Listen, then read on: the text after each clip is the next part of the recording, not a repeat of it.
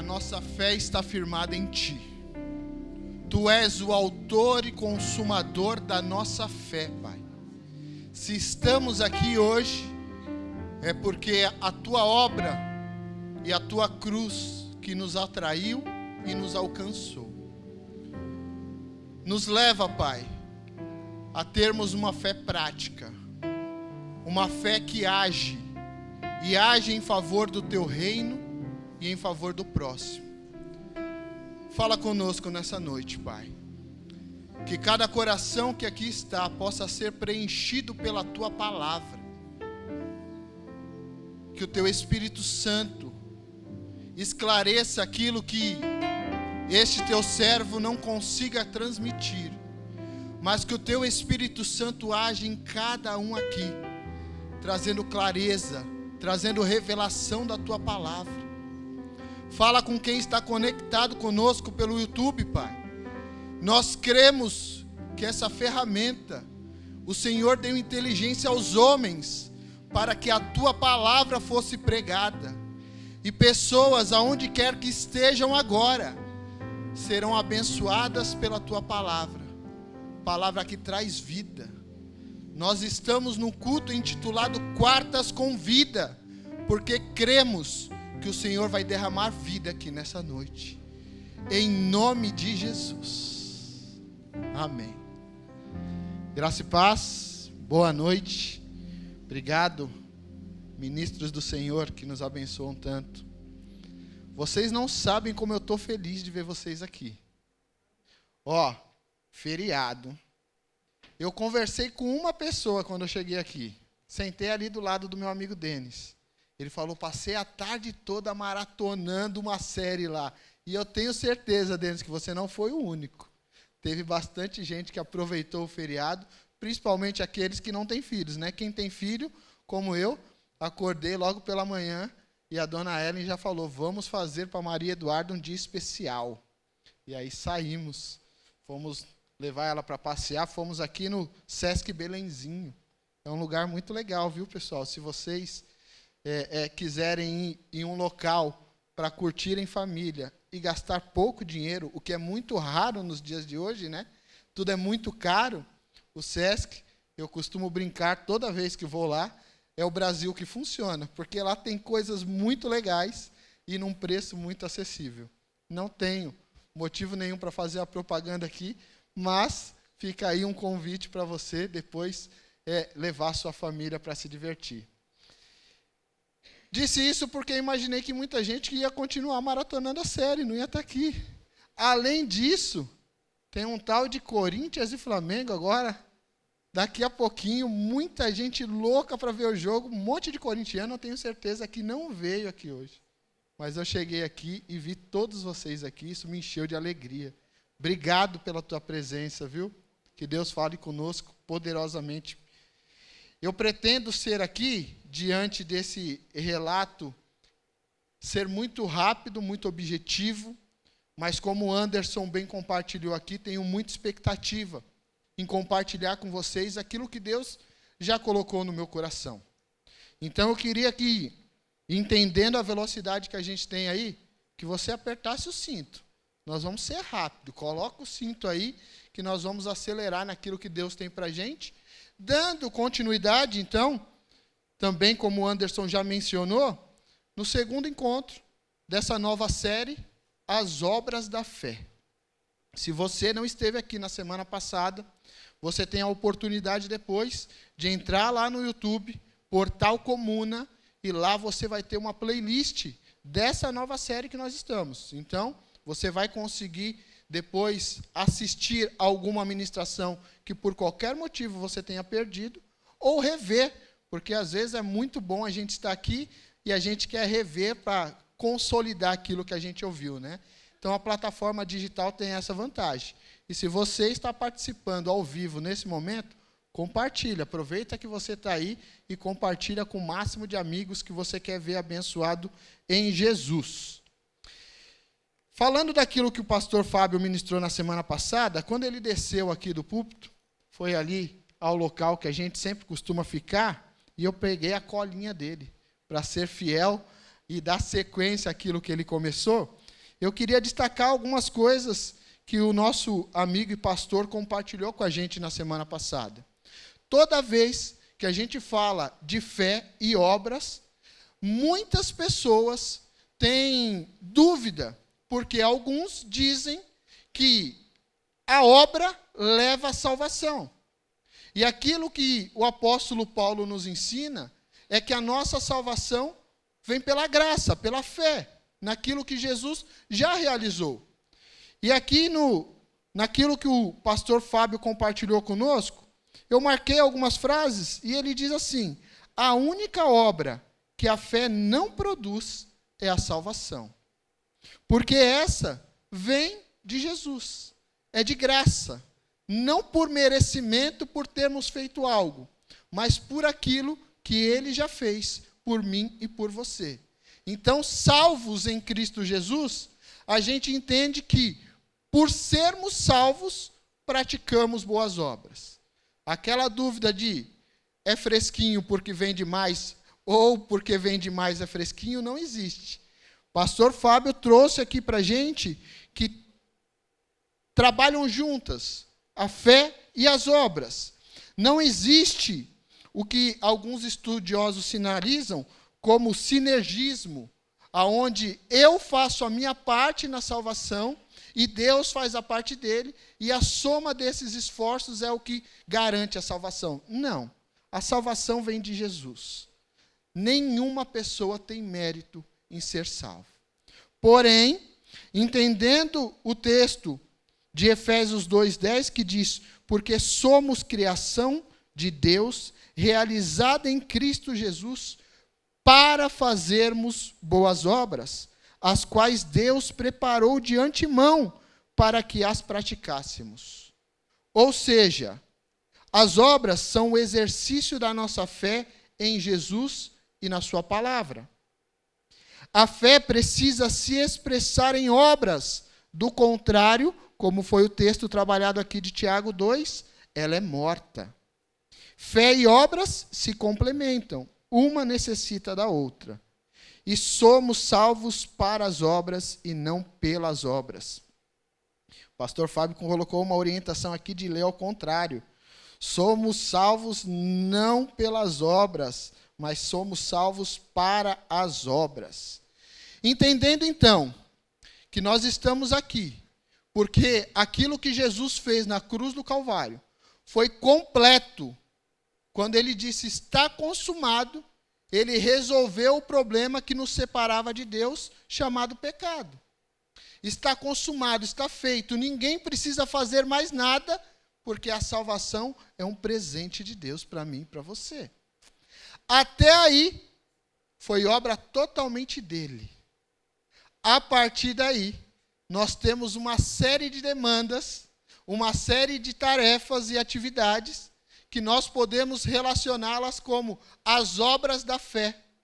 Então, por sermos salvos em Jesus Cristo, é que praticamos as obras.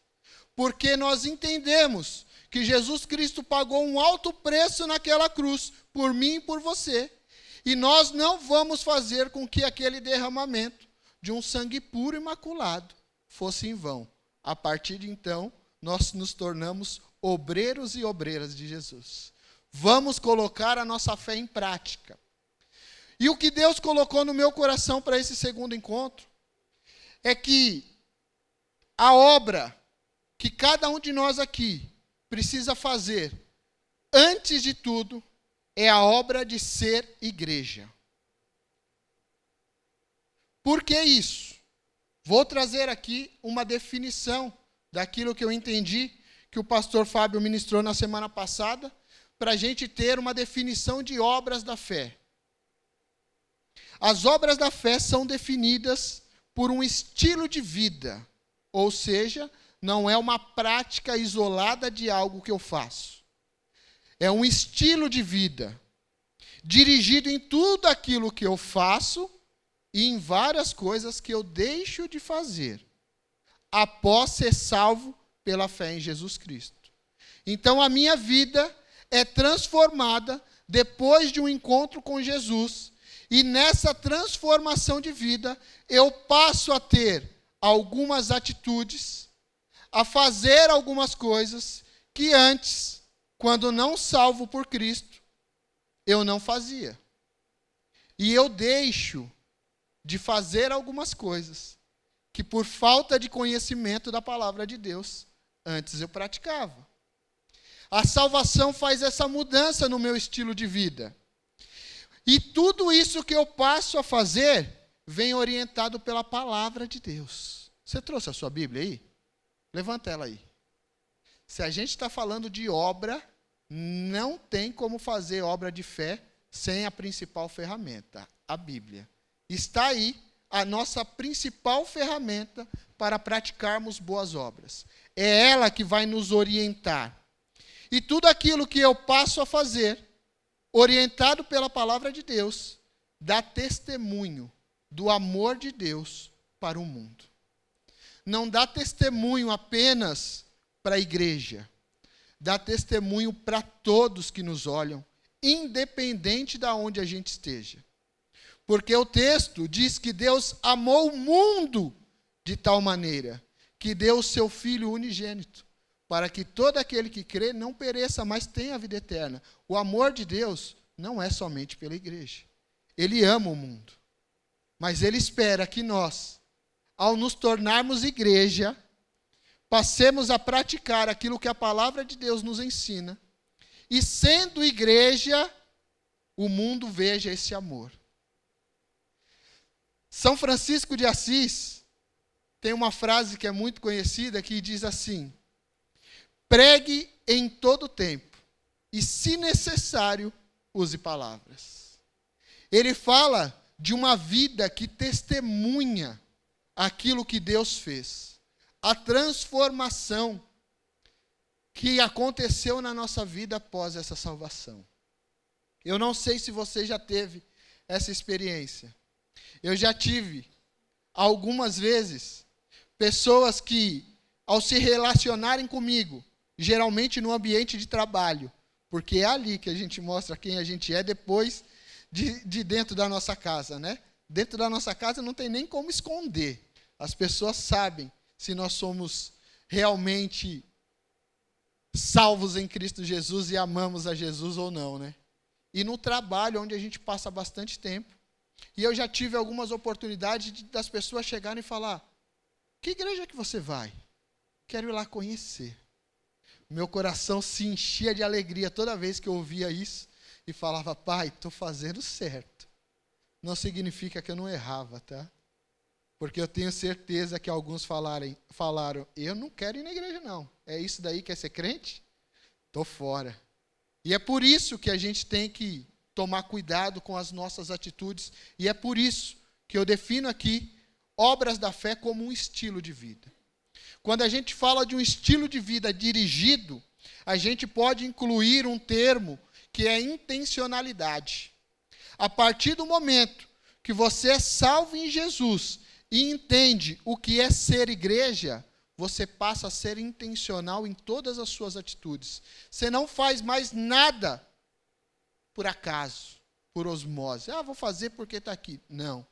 Você faz aquilo para refletir a glória de Deus. Você falou que trouxe a sua Bíblia, não trouxe? Abre ela para a gente em Hebreus, capítulo 10, versículo 24 e 25. Hebreus 10, lá no finalzinho da Bíblia, um dos últimos livros. Hebreus 10, versículos 24 e versículo 25. Na versão NVI, o texto diz o seguinte: e consideremos uns aos outros, para nos incentivarmos ao amor e às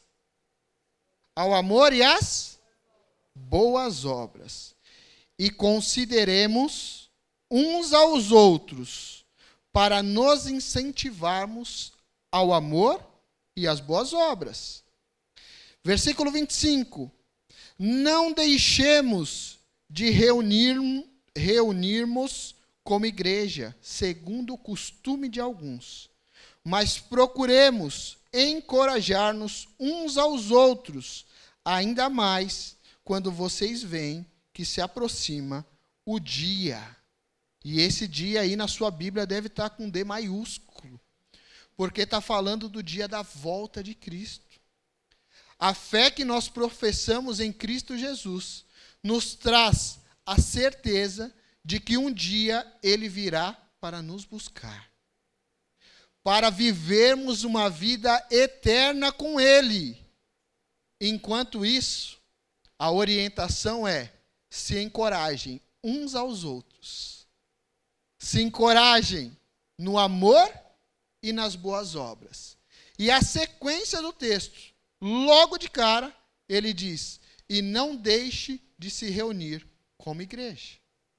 O que você está fazendo aqui nessa noite, quando você deixou de estar na sua casa, quando você abriu mão de outras coisas para estar aqui, você está praticando uma obra de fé. Pessoas que chegaram aqui hoje e que estão vendo você do lado dela, estão tendo um sentimento de que aquilo que eles tomaram por decisão fazer, sair da casa deles, não foi em vão. E talvez, no decorrer desse culto, Deus vai usar você para abençoar essa pessoa que está do seu lado. Coisa que você não conseguiria fazer se você seguisse o costume de alguns e deixasse de se reunir como igreja. A nossa reunião, seja quarta-feira, seja ao domingo, seja uma reunião de uma célula, é uma reunião que tem como característica expressar a nossa fé através da obra. Estou aqui porque creio. Saí da minha casa, vim até aqui. Aqui serei capacitado. Aqui receberei instrução. Aqui receberei ânimo. Aqui serei desafiado. E como igreja, eu vou abençoar e o mundo inteiro vai conhecer esse Jesus que salva. Nós temos que ter uma revelação, irmãos, para que isso caia no nosso coração real. Quando você saiu da sua casa hoje, talvez você estava com algum outro familiar, com algum amigo, com alguém que viu você se arrumando, se preparando. E o que você disse? Eu vou para a igreja. Quantos falaram isso para alguém hoje? Estou indo para a igreja. A maioria de nós fala isso. A maioria. E a revelação que eu quero que caia no seu coração, que é o que Deus tem trabalhado no meu coração, é de que ser igreja é muito melhor do que ter uma igreja. Eliel, o que muda isso? Muda tudo. Porque às vezes a gente acha que esse prédio aqui, Eponina 390, Vila Carrão, eu só sou igreja quando estou aqui dentro. A igreja, a comunidade da graça, está na Eponina 390. Aqui é o templo que nós nos reunimos como igreja. Mas lá dentro da sua casa, lá no seu local de trabalho, lá no seu local de estudos, você é a igreja de Jesus. Quando Pedro foi perguntado por Jesus, o que eles estão falando de mim por aí? Os discípulos responderam ali. Uns dizem que é Elias, outros dizem que é Jeremias. Mateus 16, você não precisa abrir. Alguns outros dizem que é um dos profetas. E vocês, o que dizem que eu sou? A resposta foi a seguinte: tu és o Cristo, o Filho do Deus vivo. Jesus, ao ver aquela revelação, ele diz assim: Pedro, você não descobriu isso sozinho. Foi Deus que te revelou isso. E você é Pedro, e sobre esta pedra eu edificarei a minha igreja. A igreja é edificada através de pessoas. A igreja foi implantada por homens que andaram com Jesus e entenderam que depois de receber a salvação, tudo aquilo que eles fariam ou deixariam de fazer tinha que ter a intenção de glorificar o nome de Deus e apresentar esse amor que é irresistível. Abre a sua Bíblia comigo em Atos, capítulo 2.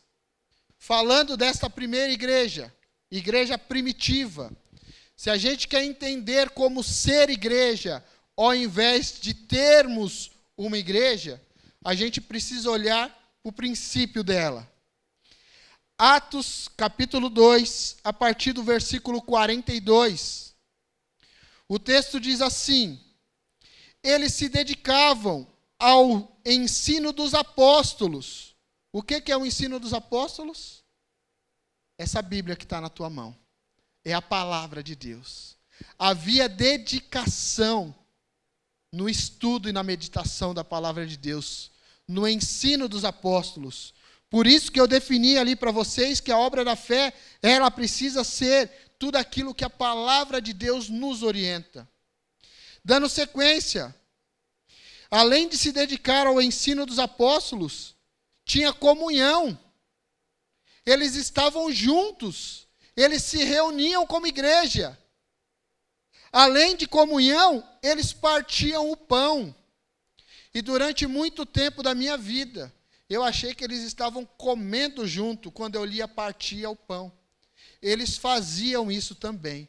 E crente adora fazer isso, se reunir para comer. Mas o partir do pão aqui está falando de um sacramento chamado Ceia do Senhor. Eles se reuniam para partir o pão. E ao partir o pão, eles lembrariam daquilo que Jesus disse: façam isso em memória de mim, até que eu venha, até que eu volte. Toda vez que nós tomamos a ceia, aqui nessa comunidade, fizemos isso no último domingo, geralmente fazemos no primeiro domingo de cada mês.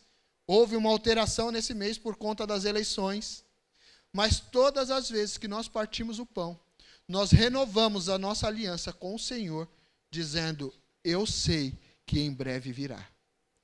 E nós renovamos a nossa aliança um com os outros, dizendo: eu permanecerei como igreja junto com você até que esse dia se cumpra. O que a igreja de Atos fazia? Perseverava no ensino dos apóstolos. Tinha comunhão, partia o pão e oravam juntos. Os 4 fundamentos da igreja primitiva.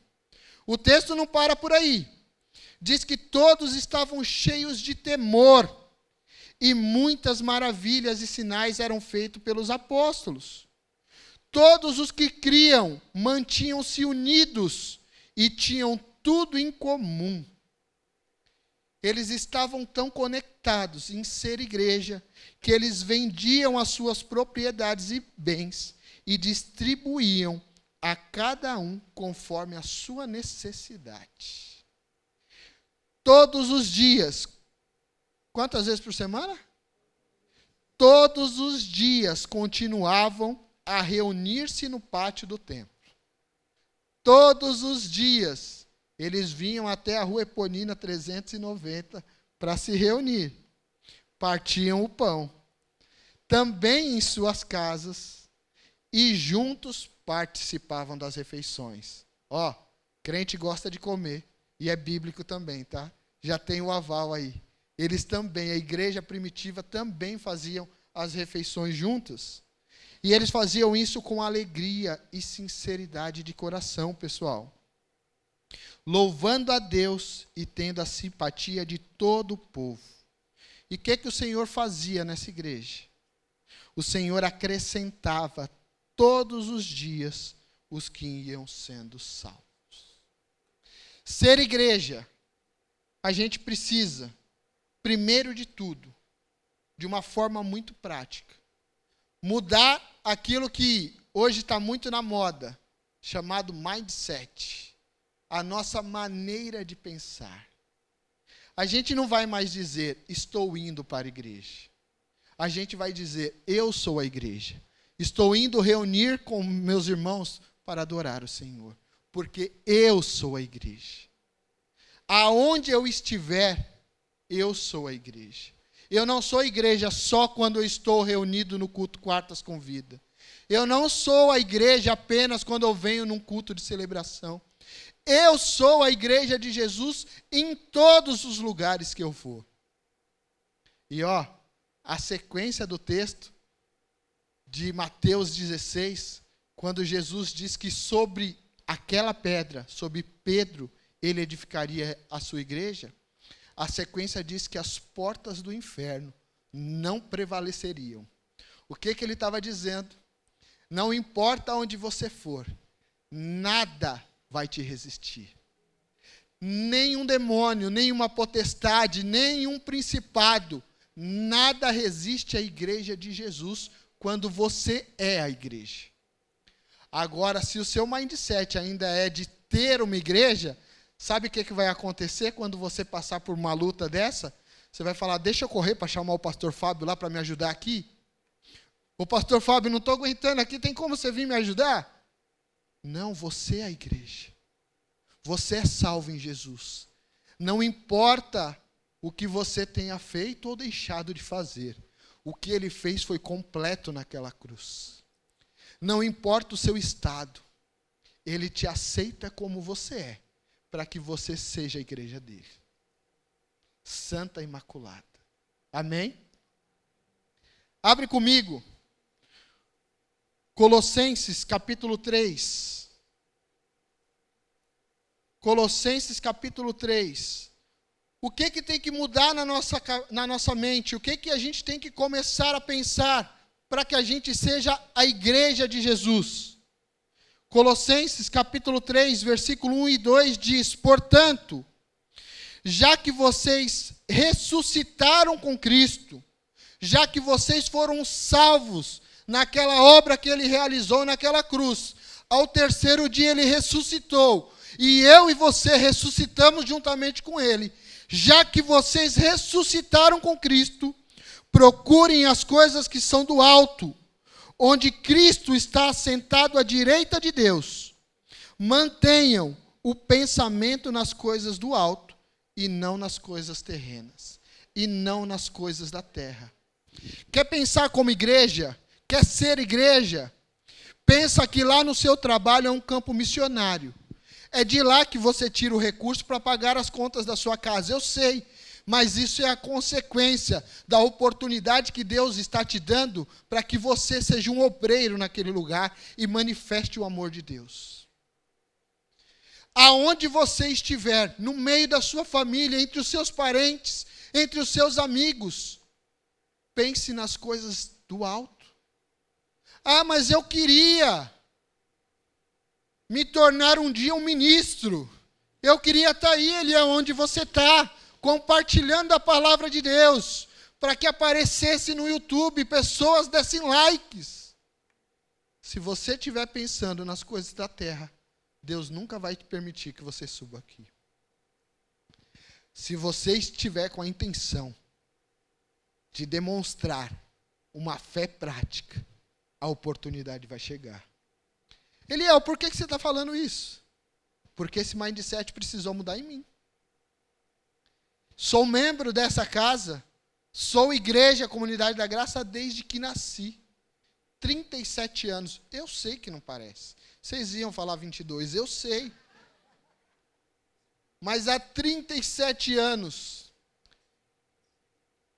E durante muitos anos, eu estava sentado aí, dizendo, um dia eu vou estar lá.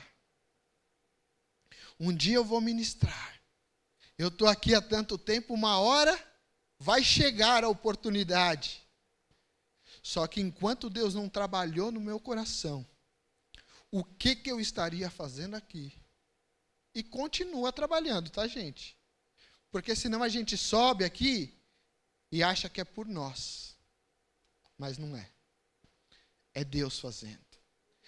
Se esse mindset mudar na sua cabeça, se a sua maneira de pensar mudar, e você compreender que você é a igreja, você vai ver uma diferença enorme em todas as áreas da sua vida. Segundo ponto. Primeiro, mude o seu mindset. Segundo, não troque o presencial. Eu coloquei aqui pelo online. Mas eu vou colocar aqui, não troque o se reunir por qualquer motivo. Eliel, eu estou aqui no online e eu não posso estar aí na Eponina 390. Não é isso que eu estou dizendo. A plataforma ou as plataformas digitais são uma bênção, pessoal. O Evangelho de Deus está sendo pregado a todas as nações. A gente acredita muito que pessoas que estão assistindo ali agora estão sendo abençoadas e são igreja, mas elas não conseguem se reunir presencialmente, porque às vezes tem uma limitação física ou uma dificuldade geográfica, está muito longe, em outro bairro, em outro estado. Tem gente que assiste a gente aqui que é de outro país. Como que ele vai chegar aqui às quarta-feiras, 8 horas? Não tem como. Então, a plataforma digital, ela é uma bênção. Mas ela é um perigo. Quando a gente troca por preguiça ou por qualquer outro motivo, o estar ali do estar aqui. Sabe por quê? O corpo de Cristo, como o Anderson compartilhou aqui, é um organismo vivo. Ele precisa crescer. E uma das nossas missões como igreja é multiplicar. Sabe o que eu vejo vocês daqui? Sendo igreja, multiplicando essa reunião lá na tua casa, lá no teu bairro, aonde quer que você esteja. E daqui a pouco vai existir um culto quartas com vida lá. Porque você é a igreja e multiplicou tanto que esse prédio ficou pequeno. Só que o virtual nos impede disso. Quem multiplica uma igreja virtual, gente? Hoje deve ter em torno de 200 pessoas conectadas ali. Amanhã, aproximadamente 1.000 pessoas terão assistido essa ministração. E na média desses encontros vai girar em torno de 1.500 a 1.600 pessoas que serão abençoadas por esse encontro.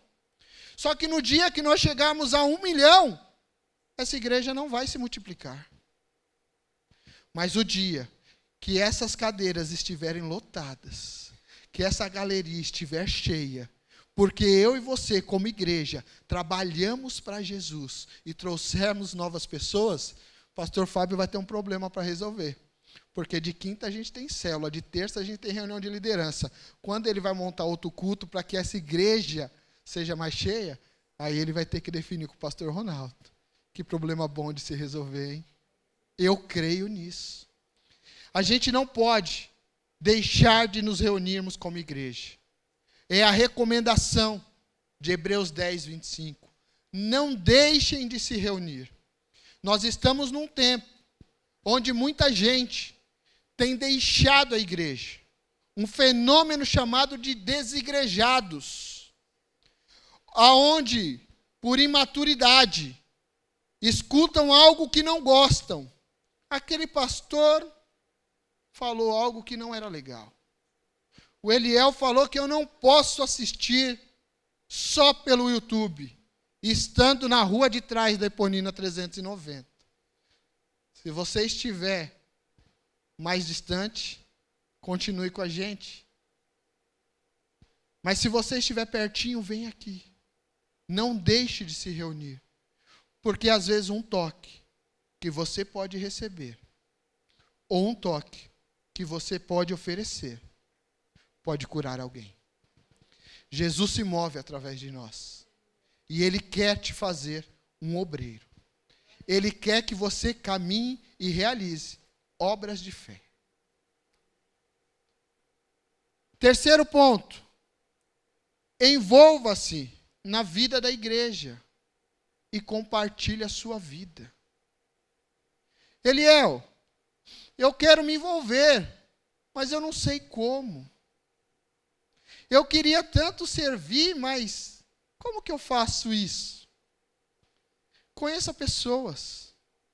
Compartilhe a sua vida. Demonstre os seus dons e talentos. E você vai ver que isso vai acontecer de forma natural. Ser igreja não é se reunir apenas aqui. É partilhar a nossa vida. E por estratégia, nós temos grupos menores chamados células, que se reúnem nas casas, onde fica muito mais fácil de partilharmos a vida. Porque talvez você conheça um pouco da vida do Eliel, porque quando eu subo aqui, eu compartilho com vocês. Mas eu também quero conhecer a vida de vocês. Ah, que xereta, intrometido? Não, eu quero caminhar contigo. Eu quero saber quais são os seus dons e talentos para potencializá-lo. E quero que você conte comigo, porque talvez eu tenha algo que eu possa te oferecer. Porque Deus tem me abençoado e eu tenho certeza que a você também. E a gente vai fazendo isso. Estou vendo ali no fundo meu amigo Daniel, Aline, e na barriga da Aline o Gabriel, que chega em novembro. Sábado estava com eles. Estávamos lá na casa deles, comemos uma pizza, porque é bíblico. Compartilhamos, temos lá em casa a Maria Eduarda de 1 ano e 5 meses, e a dona Ellen lê sem parar tudo aquilo que é relacionado à criação de filhos, compartilhou com a Aline. Eu fui embora de lá, o Daniel falou, obrigado, Ellen, pela consultoria. Não estava esperando isso, mas chegou lá porque é o corpo de Cristo. E o Daniel, um homem que trabalha com finanças, consultor de investimentos. Ô Anderson, você que tem muito dinheiro, precisa andar com o Daniel, viu? Daniel vai te orientar aonde você vai rentabilizar ainda mais. Usando seus dons e talentos. Hoje, pastor Fábio, com a família, com a Débora, com a Manu e com a Luísa, a sobrinha, foram lá em casa.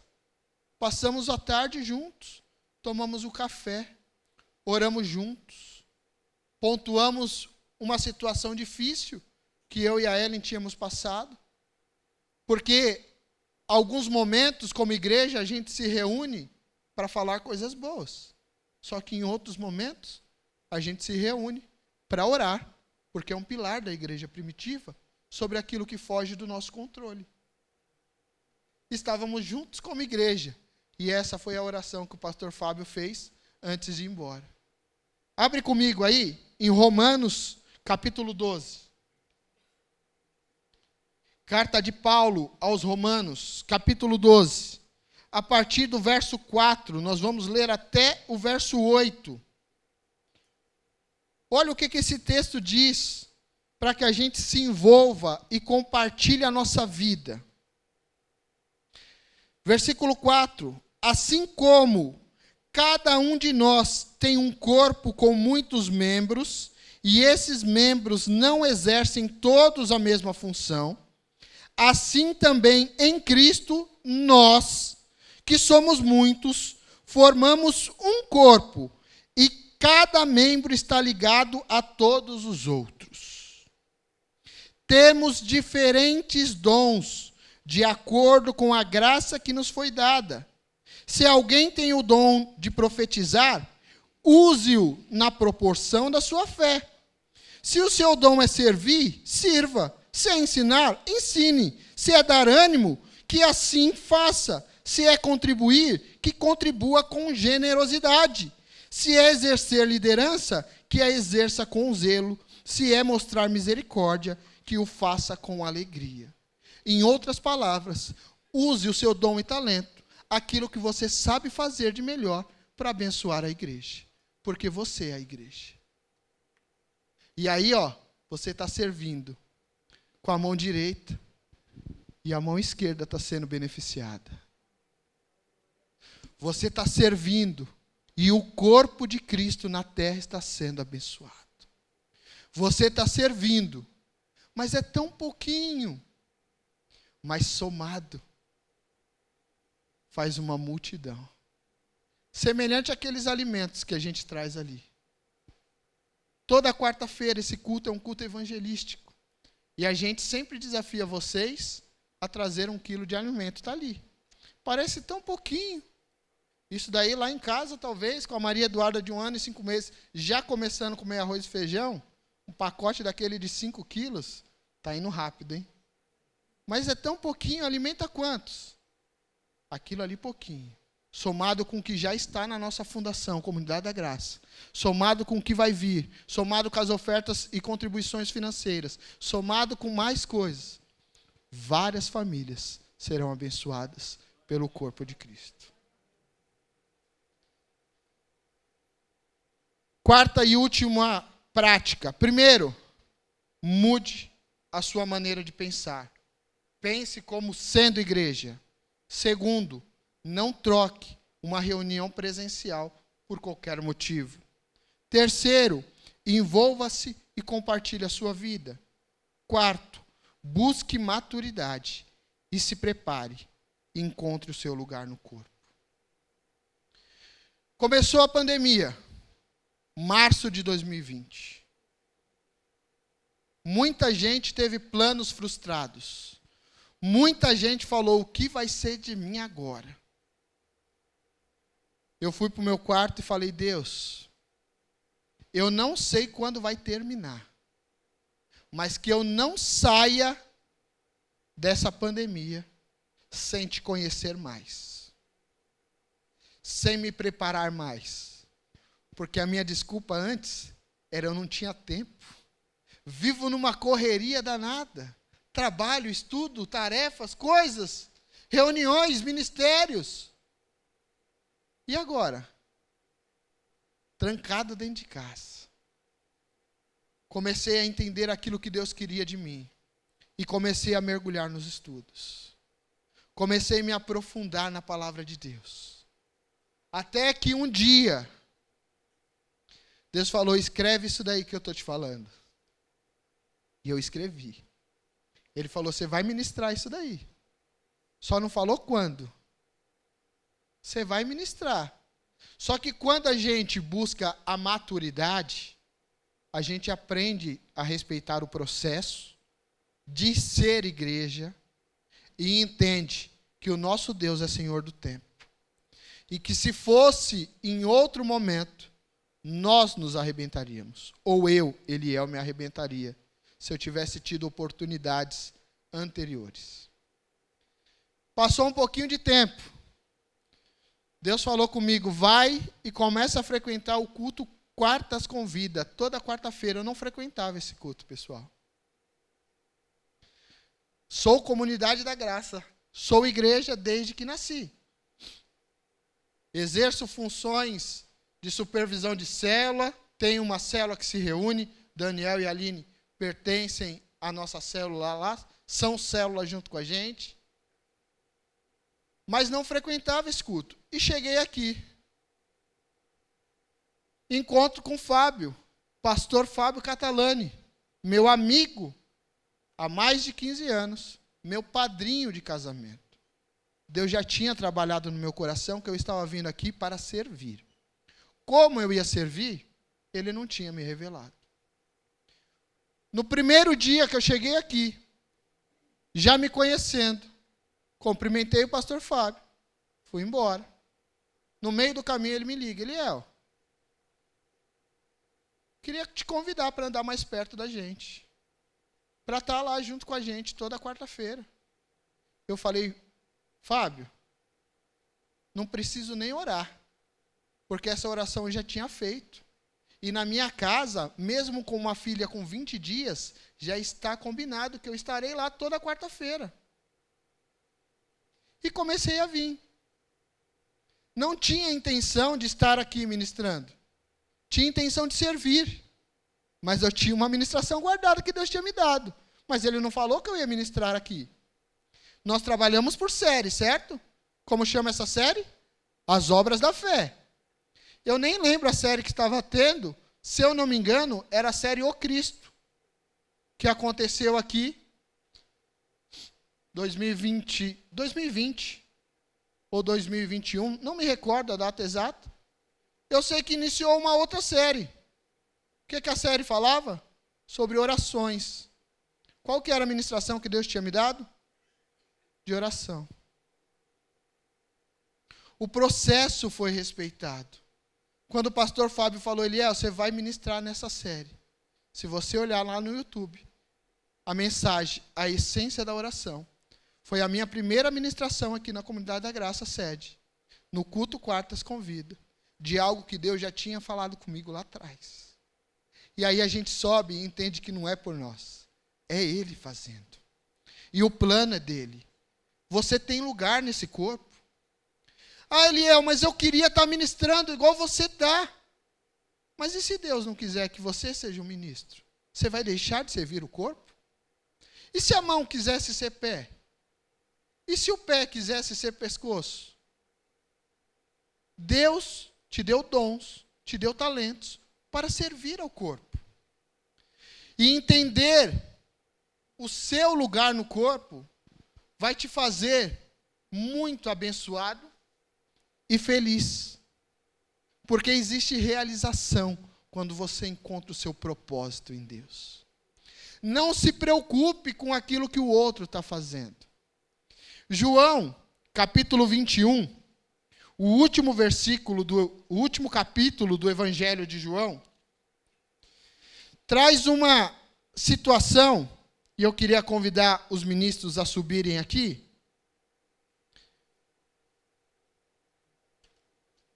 que essa questão de entender o nosso lugar no corpo, e por favor, não me entenda mal, eu não tenho a intenção nenhuma de usar a palavra de Deus para ferir ninguém nunca. Foi parte do aprendizado do processo. Porque se você acha que por conhecer a palavra de Deus você pode atacar alguém, você está muito enganado. Esse livro que você tem na mão, ela é uma espada para salvar vidas. Não é para tirar vidas. Jesus restaura Pedro. É o título que diz na minha Bíblia aqui a partir do versículo 15.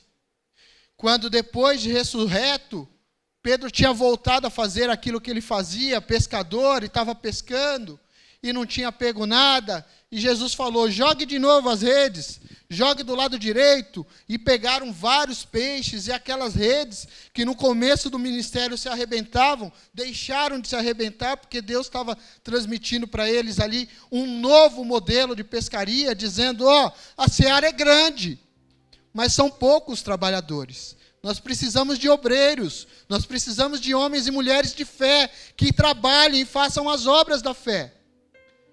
Pedro, tu me amas? Tu sabes que eu te amo? Apacenta as minhas ovelhas. Pedro, tu me amas? Senhor, tu sabes que eu te amo. Então cuida dos meus cordeiros.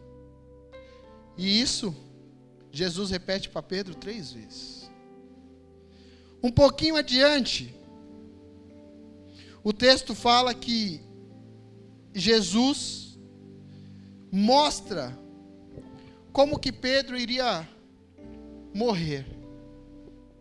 Como que seria o final da vida dele. E no verso 22, verso 21, Pedro pergunta para ele assim. Quando Pedro viu, perguntou, Senhor, e quanto a ele? Verso 22, respondeu Jesus, e se eu quiser que ele permaneça vivo, até que eu volte, o que lhe importa? Quanto a você, siga-me. Não importa se tem alguém do seu lado que amanhã vai estar aqui pregando, vai estar como um obreiro, como um cooperador, vai estar como um ministro de música. Não importa. Entenda qual é o seu propósito. Entenda qual é a sua função no corpo e sirva. Se for varrer o chão, que seja o chão mais varrido da Vila Carrão. Se for convidar pessoas para estar aqui, convide uma multidão. Se for pregar, se prepare, que a oportunidade virá. Mas creia que ser igreja é servir. E para finalizar, entendendo que você está desafiado a servir em Jesus, nunca se esqueça que por mais que a gente faça, por mais que a gente se dedique, existe um construtor, um Senhor que abençoa os nossos passos. Salmo 127:1 diz o seguinte: se não for o Senhor o construtor da casa, será inútil trabalhar na construção. Se não é o Senhor que vigia a cidade, será inútil a sentinela montar guarda. Aquele que te salvou, te encheu de dons e talentos, para que você seja igreja.